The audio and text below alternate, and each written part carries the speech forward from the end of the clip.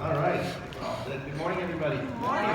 You guys are having a good morning so far. I wanted to, first of all, start off by extending my congratulations to all of the Wolverine and Spartan fans out there for having a good tournament. Both teams are in the Sweet 16. So, go green, go blue. I also wanted to just take a second here and recognize the great job that our sound team does. We have people that come here in the morning, we're at the back, just a bunch of regular dudes that come out, they come a couple hours every morning, they set up, and they do it because they love God and they love the church, and we pay them nothing, but I want you guys to know that I'm going to double your salary.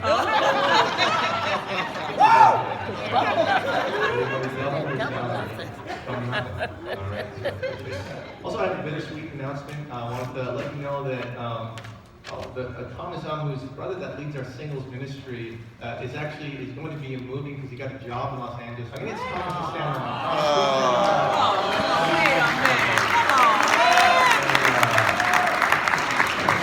Thomas is a great friend to my entire family, and he, along with some other people, when we had moved from Milwaukee, moved with us to Detroit specifically to help the work here in Detroit. So he changed his job, he took residence up here just to help build up the church here. God is just in his journey right now has brought him to Los Angeles to join the sister church out there. So I'm excited for him, but of course we're going to be moving in May, so we'll have the rest of April to get a chance to say goodbye to him. And then lastly, my wife had already made mention about the women's event. So there was the sisters in our congregation, all the women got together, and they kind of had 3 events to kind of help the community yesterday. And I just wanted to give a quick picture here. This was the blanket making event that they held. They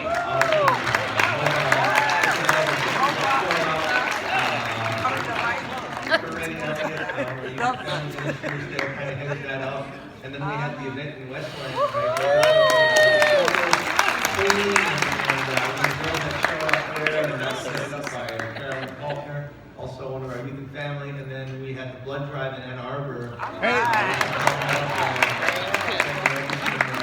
So super grateful and appreciate the hearts of the church and all the people that showed up to be a part of that. And I think the theme was better for God. What we accomplished as we help make our communities and ourselves better for God. Amen. So last week we started a series called Guide. And we went there last week. I'm talking about this idea that at times we all need help to get to where we want to go. Last week I talked about this reality that sometimes you get stuck and you need someone's help. And I had mentioned that, it starts with us blaming people in our lives, and we've all done that. It sort of starts to pave the path for us to go nowhere. And I talk about how blaming leads us to nowhere. And a phrase that I borrowed, I heard another preacher use, was that when you blame, you remain. Mm-hmm. Nobody blames their way into a better future. Nobody blames their way into a better relationship. Nobody blames their way into the place that they want to be. And so this whole idea that we need a guide to get us out of there, and we kind of saw how God had trained his people that in times of crises they would look up to him. Yes. Because there's something that you and I both do when we kind of get that angst in our hearts, and we all respond. Some of us run away. Some of us withdraw, some of us get angry, and God says, okay, I don't want you to do that. When you get that, I want you to look up. And I want you to consider it and kind of train us how we respond to certain situations, and this idea that how we respond to challenges, that's what dictates whether we are successful. That's what dictates whether we grow. That's what dictates whether we take steps forward or we're taking steps backwards, right? So this idea that we need a guide. I want to talk today about this idea of we need a guide to go to some place that you've never been before. Yes. That makes sense. Yes. We are all great at being the person that we are.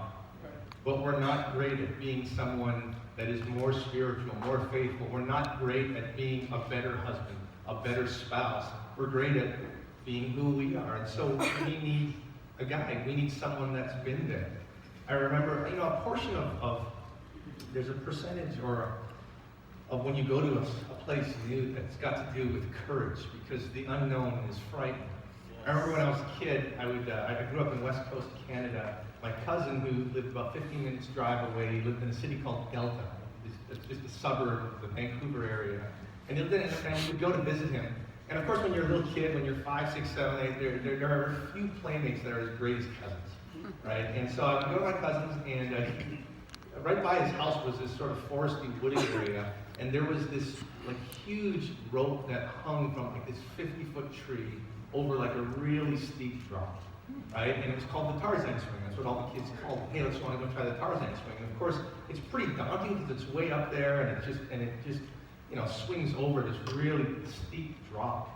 Now, when you fall, you're falling into like sort of like a creek wooded area. If you fall, of course, if you fall, it'd be very dangerous. You'd probably break at least a couple bones. But I remember my cousin going over it, and then my other cousin going over it, and then I remember my initial thought was, I'm not going to do that. But after seeing them do it, kind of built courage, right? But seeing somebody else do things that are frightening kind of helps you have the courage to do it, helps you to see whether you can do it or not. Because when you're going to some place you've never been before, right, you don't want to go to somebody that hasn't actually been there, right? Jesus said that the blind can't lead the blind. Right? He said the blind can't lead the blind. You can't go to your buddy at the bar that's single on advice for your marriage. And he might have some great things to say. That's probably not the guy, though, that you want to go to, right?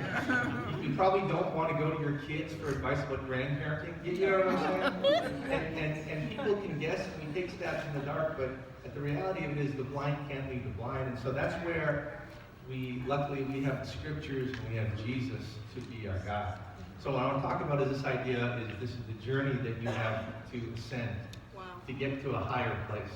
I remember when I was a kid, right? I remember just being this I'm like this tornado of misinformation. You know what I mean? You don't know what you don't even know. And I remember when I was about 8 years old, I came to the epiphany that there was humidity. In other words, there was water in the air. And I don't know why that was so radical for me, but I falsely concluded that meant you could drink the air. I was like, there's water in the air, and I was like, wow. And so I remember, when you're like young and you're 8, you basically look for someone younger than you to like download your intelligence into, right? And so I remember just taking my cousins and going, hey, listen up, you can drink the air. And it's like, no, you can't. And I would just, look at my parents for confirmation. Mom, is there water in the air? Oh, yeah, okay, see? And I remember just like taking them outside and let's try it. And just an 8-year-old kid thing, but just, that's what we are. We're like this tornado of misinformation, you know what I'm saying? And so you really need somebody else that's actually been there. And in mountain climbing, they have this thing called a Sherpa, right? A guide.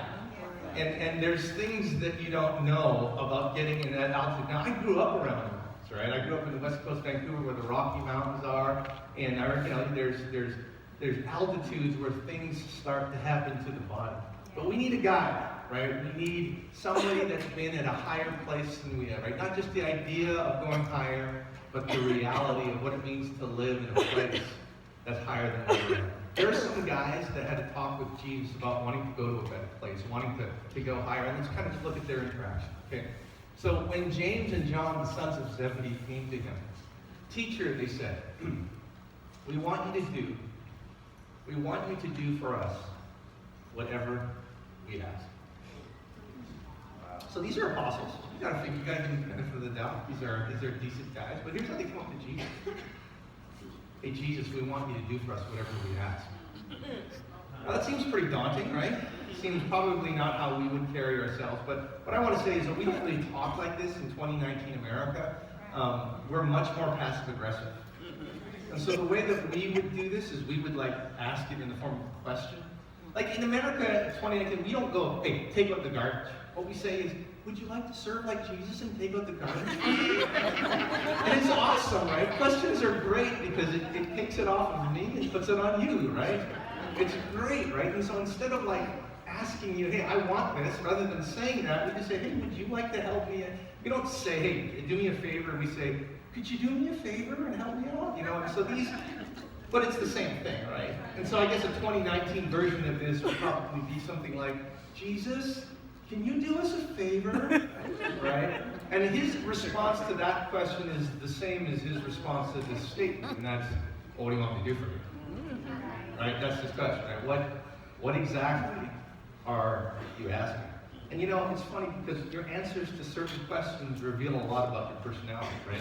You take a personality test and what happens? It's like, the idea is that the way you answer this question, well, we're going to tell you a little bit about yourself based on how you answer this question. And so the question that Jesus has for you is, what do you want God to do for you? All right, now I want you to think about that. You don't have to answer it, but answer it certainly in your head. And this is that million-dollar question, right? If you saw God, and he said you can have anything, you could ask him for something, and you could ask him for one thing, you know, what would it be? And your answer to this question, all of us as we stand up, it's going to tell us a little bit about ourselves, right? And of course, sometimes we, you know, when people want things, we're not initially sure of their motives, but you kind of draw them out, and you find out a little bit more of what's kind of driving their heart, right? And Jesus is trying to do the same with his apostles. I remember in Milwaukee when our kids were younger. I think our youngest was about 3 years old at the time. For family time, we went for a walk, and we just kind of went for a walk in the park. And my youngest kept asking me, you know, hey, what are we going to do afterwards? And I was like, oh, this is it. This is the climax. Like, we're walking in the park. Right? It doesn't have to be a thing afterwards, you know. And he's like, well, do you think maybe the family will want to go to like Dairy Queen? I said, I think we're good. I think we're good. And he's like, maybe you can ask Mom. Maybe Mom wants to. Hey, honey, do you want ice cream? No, we're good. Let's not spend the money. I'm like, yeah, Mom doesn't want it. Well, maybe my brothers. Maybe my brothers want ice cream. So, you know, I'm like, hey, I think they're good. And I said, I really think we should go to Dairy Queen. And I said, well, is it because you want ice cream? And he said, kind of. And I said, aha. So this is about you. And at 3 years, he said, it's not about me, it's about God.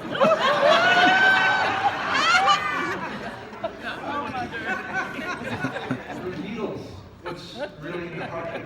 What do you want me to do for you? They replied, let one of us sit at your right and the other at your left in glory. Wow. So we kind of get an idea. And again, it's hard for us to appreciate this conversation because we don't talk like this. Like I said, we're a little more veiled, we're a little more sophisticated, we're a little more passive-aggressive with our words. We try to hint at things, we kind of use nuance. These guys are just like, hey, why don't you do whatever we want? Whatever. Well, we want to be in glory. And I want to say that, yeah, we're kind of, and sort of their upfront nature kind of takes us back a bit. But I think if we unpeel our own layers there, we can kind of see a bit of ourselves here. They wanted something that I don't believe is inherently bad. I think sometimes we can think it's bad, but I think it's really about how you get there. They wanted a life of glory. They wanted to be up front. This was their ambition. They wanted to do awesome things. They wanted to matter. It's not wrong to want to matter. What's wrong is how we go about getting there. Right? And he said, this is what we want. We want to sit at your right hand in glory. And so that whole question before you, we want you to do anything we ask. It was really about this. It was about, listen, we think you're awesome, Jesus. We want to be with you for the ride. We think you're going to change the world, and we want to be right there with you. And I love his response, okay? And this is huge because the response that Jesus has to them, I want you to consider perhaps as his response to you when asked the question, what do you want? Now I want to suggest some of the answers that some of you have. What do you want? Some of you said, I just want to be happy. Some of you thought, I want a relationship. I just want a boyfriend, a girlfriend. I want to be married. What do you want? I just want my kids to do well. What do you want? I just want financial security. That's what some of us in our private part of our heart, that's what we want from God. If we could be given anything, that's what we want. And I think his answer to you is the same as his answer to them, okay? And it's this. You don't know what you're asking. Jesus. Can you drink the cup I drink or be baptized with the baptism I'm baptized? What he's saying is, can you walk the walk? Yes. Wow. And he responds to these guys, and he says something very condemning and very challenging to us and to them. You don't know what you want. You don't actually know the price of what you're asking. We want black belts in Taekwondo without the practice. We want diplomas without studying. We want relationships without learning character. Without being unselfish. Last week, my youngest son celebrated his birthday, and we had a party for him on Saturday. But we had orchestrated, my wife and I had orchestrated a surprise for him. His best buddy in the whole world lives in Chicago. And I had worked it out with his father that we could shuttle him up here, and it was a surprise. And I picked up, and his name is Gus. And Gus is the type of friend for my youngest son, whose name is Bryce. Gus is the type of friend with Bryce that when they spend time, they don't want anyone else around. They can sit in a room with nothing to do, no video games, nothing, and just talk for hours. And we love their relationship, but we were excited to be able to surprise him with Gus. But throughout the week, Bryce was asking me questions like, hey, can my friend from school, Evan, sleep over? Can my other friends sleep over? And this guy, can we do that? And just getting frustrated at no, because we knew Gus was coming. Right? And it's just his angst. It's like, but it's my birthday. You know that pressure to have like a great day on your birthday, It's my birthday. But you're gonna love me then. But of course, on Friday we surprised him. We just kind of opened the door. We're like, guess what? He's like, what are you doing here? And it was this great surprise.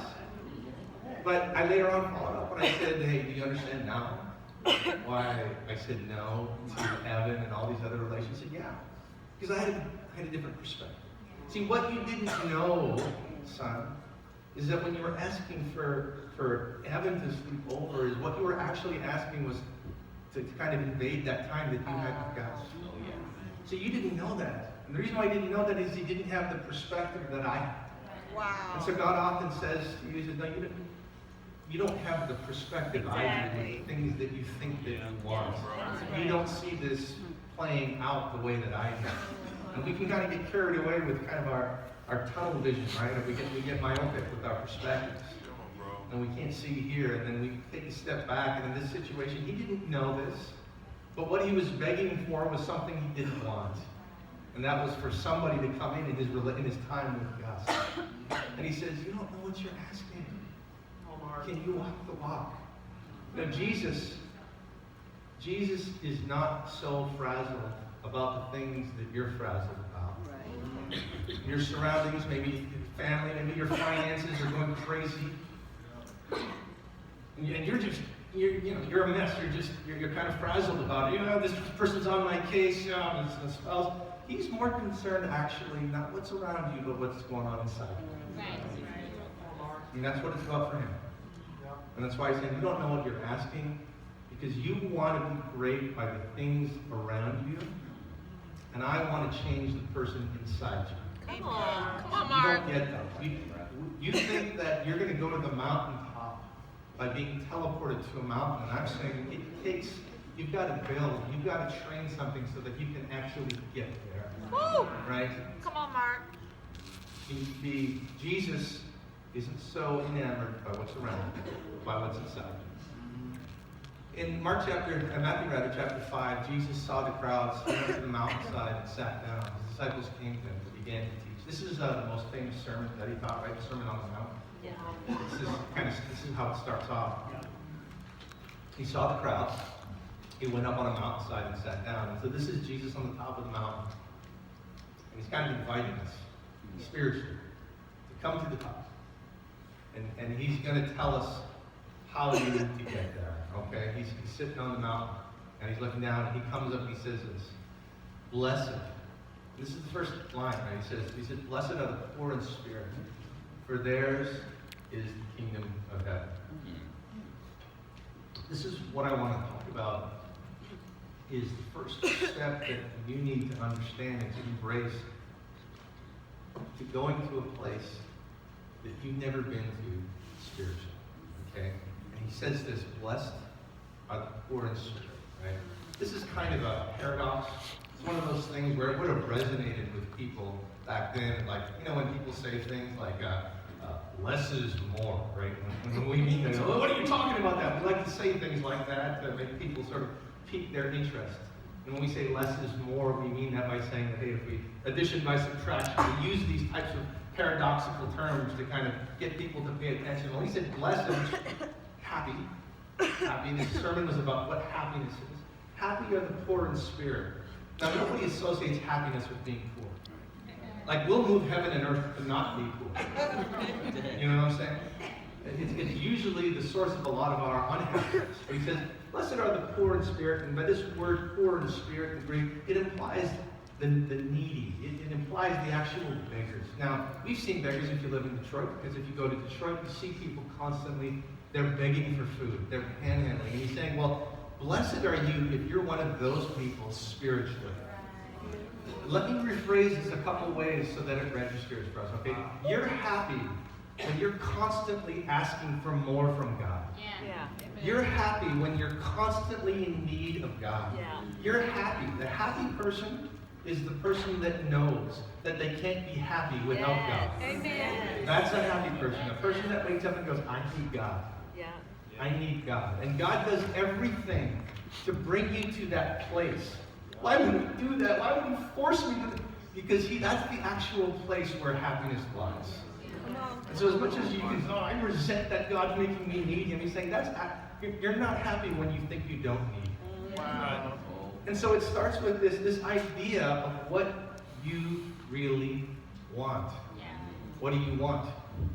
You don't know what you want. You have no idea. I'm sure you've heard, success gurus or motivational speakers say success is knowing what you want. I would concur with that, actually. Although the answer, I believe, lies in God. It's in Jesus, right? He's saying, blessed are the poor in spirit, for theirs is the kingdom of heaven. This is huge. You know, the journey to ascend, the journey for us to get closer to God starts with us wanting God with all our hearts. How about it, You'll bro? seek me and you'll find me when you seek me with all your heart. See this? It's a dollar bill, right? We all know this is a dollar bill, but please don't hold your breath. See, so I'm going to rip a third of this. What I want to make really clear here, this is not worth 30 cents. It's not worth 30 cents. Come on. I can't come to a store and go, hey, it's 25 cents, can I get 5 cents change for this? It's 30% of the bill. This only has value when it's 100%. You trying half-heartedly in your relationship with God doesn't have the value of a percentage. You trying 50% of your, I'm kind of trying in my relationship with God, that doesn't have value of 50%. Come on, bro. It only has value when it's 100%. It only has value when you want God with all your heart, when you realize this is not going to change. You getting from here to there is not going to happen with a hands in your pocket casual approach. That's what this is about. Come on, Mark. You have to be needy. You have to be a beggar. You have to be willing to say, man, I need. Do you ever notice the way we are when we're hungry? You know what I mean? When we're needy. Come on, Mark. This is what it means to want God. This is later in Luke, Jesus says, he said to them all, whoever wants, there's that word again, wants to be my disciple, must deny themselves, and take up their cross daily, and follow me. It's the first thing you teach your kids, right? Well, not the first, but one of the first things. That when you really want something, there has to be a price you're willing to pay for that. Right? For you to sit and go, yes, I'd like to get closer with God, as though it's something that happens to you. As though somebody can speak a relationship with God onto you. He's saying, no. I want to be a professional athlete. Great. Start working like one, right? I want to be this, I want to be that. And he says, hey, anyone who wants to follow me, this is what it means. If you say, I want to follow Jesus, anyone who wants to be my disciple must deny themselves and take up their cross daily. Here's what it means for you to call yourself a Christian. It means that when it says daily, that's a key word. That means that your Wednesday can't look different than what you are like on a Sunday. Right? Anyone Come on, Mark. who wants to be a follower of Christ has to do this daily. Their Thursday, their Monday, their devotion. You can't be like this on Sunday and then this on Tuesday, keeping this down and all that. Anybody who wants to be a disciple must deny themselves and take up their cross daily. This is your building block. And so for the next next week, I'm going to talk a little bit about the building blocks of ascending spiritually, of getting to a place that you haven't been before, looking at the scriptures, looking at what Jesus says and saying, okay, here's how to get to someplace higher. It starts with you wanting it. It starts with you wanting it. It starts with you saying, okay, I want this, and I want this with all my heart. You're not going, I've tried to want it before and feel, yeah, you didn't. You wanted it 30%. You kind of wanted it, and then it sort of petered out. And it starts with that, and then next week I'm going to talk about kind of the next 2 steps. But this is our building block. So, and then for some of you, you're already there.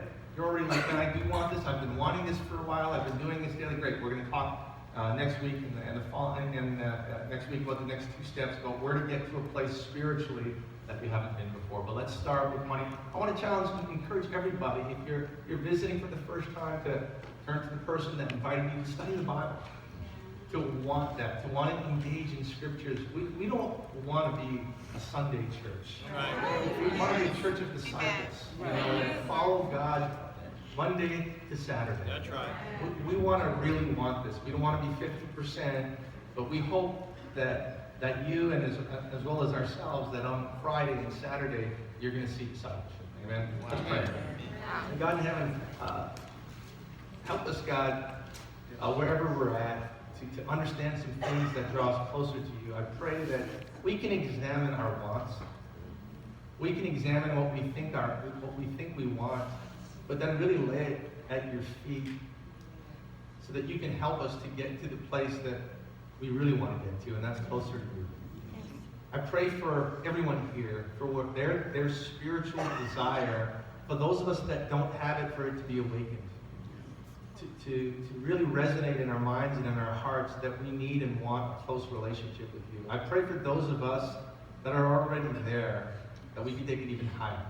That we can ascend to a place, whether it's in our marriage, in our parenting, in our relationships, in our jobs, but ultimately before you. That we can draw closer to you and ascend to a place we haven't been before. Father, we love you. We pray this in your son's name. Amen. Amen. Church, we're all dismissed. Parents, please pick up your children.